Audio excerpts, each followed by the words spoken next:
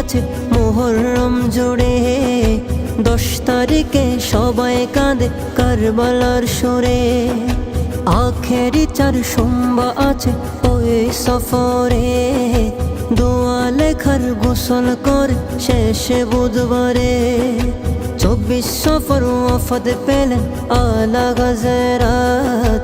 ইয়ৌমে রেজা পালন করে বিশ্ব সুন্নিয়ত।